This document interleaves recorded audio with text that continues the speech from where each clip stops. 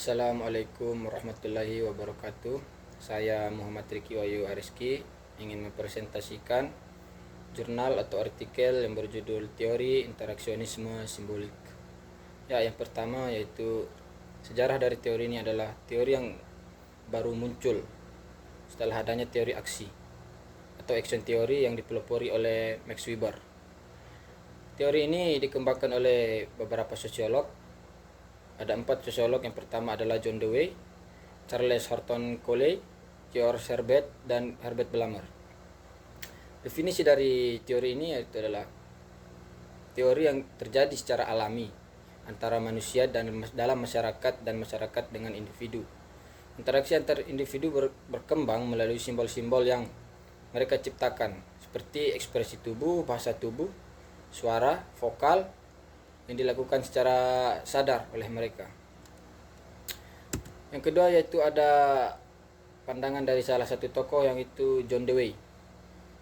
John Dewey melihat bahwa antara etika dan ilmu, teori dan praktek, berpikir dan bertindak adalah sebuah dua hal yang menyatu dan tak dapat terpisahkan antara satu dengan yang lainnya. Pikiran manusia tidak hanya sebagai instrumen, tetapi menjadi bagian dari sikap manusia itu sendiri. Yang kedua ada pandangan dari tokoh yaitu Charles Horton Coley. Coley memandang hidup manusia itu ditentukan atau menentukan oleh bahasa, interaksionisme, pendidikan.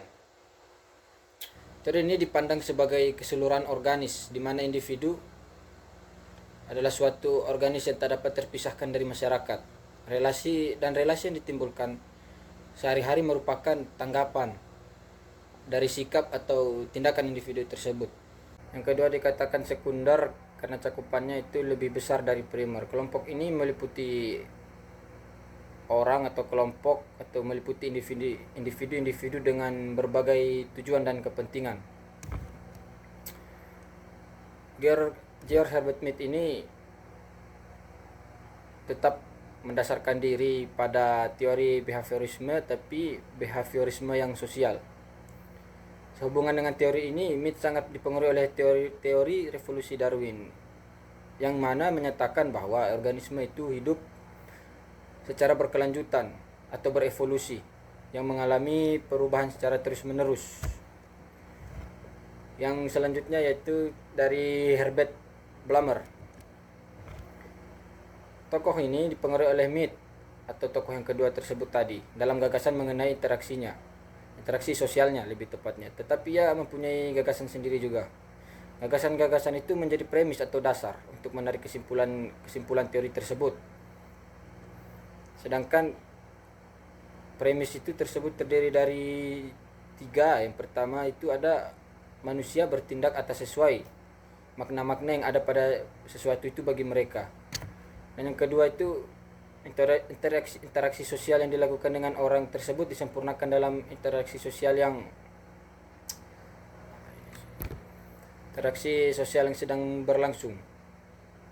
Bagi Blammer, masyarakat itu adalah stagnan atau serta semata-mata didasari oleh struktur makro yang harus ditemukan pada diri aktor dan tindakannya, atau dalam arti pemahaman Blammer ini adalah manusia atau interaksi adalah dia adalah aktor, individu itu adalah aktor. Masyarakat adalah tindakan dan kehidupan kelompok, aktivitas kompleks yang terus berlangsung. Tindakan individu itu tidak hanya bagi diri sendiri, tetapi juga merupakan tindakan bersama atau tindakan sosial. Terus selanjutnya itu ada karakter dari interaksi simbolik ini. Menurut Suroso, interaksi ini berkembang melalui simbol-simbol yang mereka ciptakan. Interaksi simbol ini pada dasarnya atau ciri-cirinya adalah menggunakan gerak tubuh, yaitu suara atau vokal, gerak fisik, ekspresi tubuh, yang semuanya itu ada maknanya atau bermakna.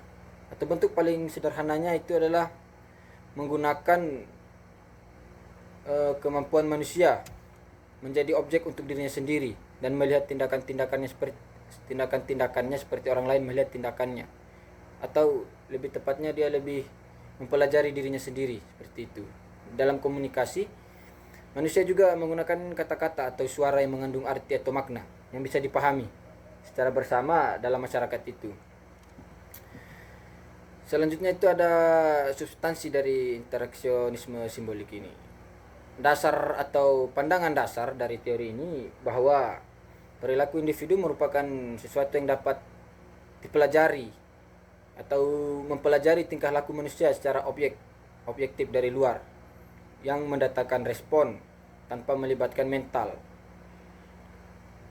Terus menggunakan teori teknik introspeksi untuk mengetahui sesuatu yang apa yang mereka pelajari, apa yang mereka lihat.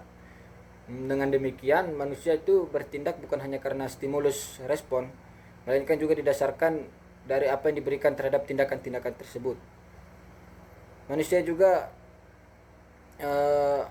mampu untuk mengintrospeksi dirinya atau mempelajari dirinya sendiri.